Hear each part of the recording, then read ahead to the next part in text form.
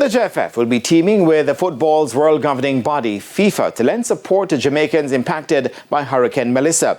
And JFF President Michael Ricketts explained that while it will be a continuation of their hurricane relief efforts in Western Jamaica, the local governing body will be assisted by FIFA this time around. We will be going out west Thursday, Friday, maybe Saturday to meet with some of those who have been displaced and to deliver some care packages. So FIFA is on board with us in that department.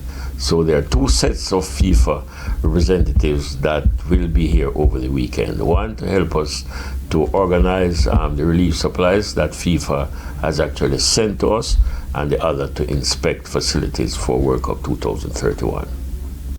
Ricketts also revealed to TVJ Sports that they'll be using the opportunity to also seek support for the Jamaica Premier League. Benefit, we will be having some discussions for support for the Jamaica Premier League. I mean, that is in its embryonic stage, but we have raised the concerns with FIFA that will be on the agenda.